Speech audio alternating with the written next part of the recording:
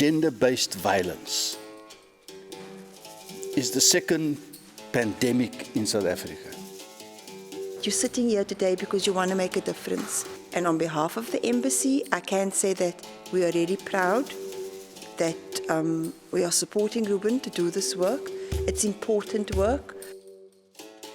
We were funded by the Embassy of the Kingdom of the Netherlands in Pretoria to host a series of seminars. What we have done as an organization is to create a safe space for men to think through this whole issue of masculinity, and particularly toxic masculinity and its contribution to gender-based violence. You don't know what you don't know until someone teaches you something different. Julle is hier om 'n positiewe bydrae te maak by hierdie saak.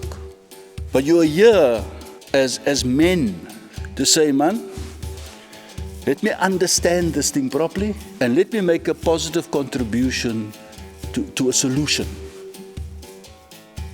To give you an idea of the scale of the challenge that we are facing, on page 19 of your workbook, it's your book to help you on this journey as we deal with this discussion around masculinity in the context of gender-based violence and relationships.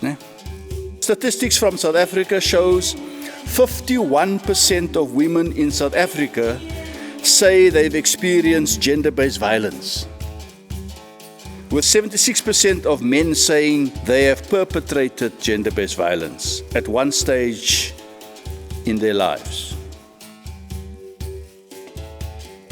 I hope that I would be able to unlock a space in which men can at least reconnect with some of their traumatic stories, but also some of the incredibly joyous stories.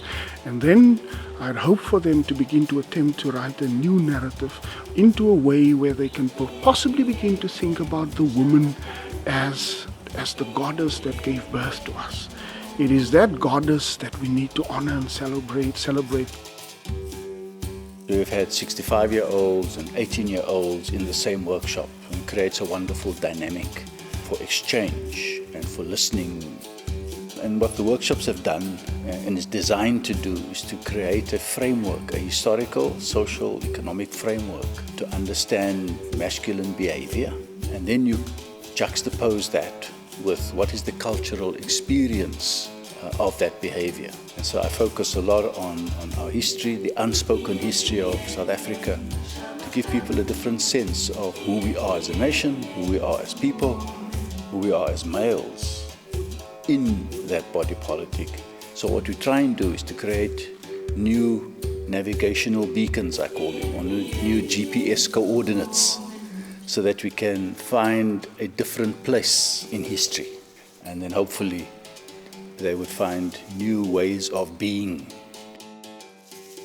My naam is Even January en ek is huidelik 19 jaar oud. Eerst wil ek net baie dankie sê vir julle almal wat die dag vir ons gereël het. Dit was 'n baie opvoedkundige dag vir ons, want daar was baie goed wat ons geweet het uit die geskiedenis en dinge wat ons geleer het op skool, maar wat nie genoem gewees het daai tyd nie, maar wat ons weer vandag kom bewus maak het oor wat alles aangegaan het en hoekom ons vandag die mense is wie ons is. So ek wil net baie dankie sê vir die knowledge wat julle ingeneem het om vir ons wys te maak oor ons geskiedenis. Ek is August April, ek is 64 jaar oud nou. Ek is van Grawater, Cederberg Municipality. Die les is dat ons weer kan remember waar vandaan ons kom en waar ons vandag staan. Die verlede is totaal vergiet as ek moet terugkyk. En ons word verstoot.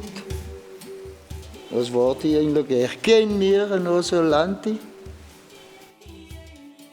If we don't have the space where men come together with other men, we stand the chance of losing the narrative rewriting ability of men.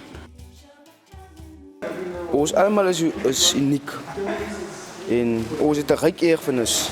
Ons moet net teruggaan en terugkyk en ons mense Ons sien hoe goed is aangekom en ek dink dat dit tyd geword vir ons om hande te vat en saam te staan.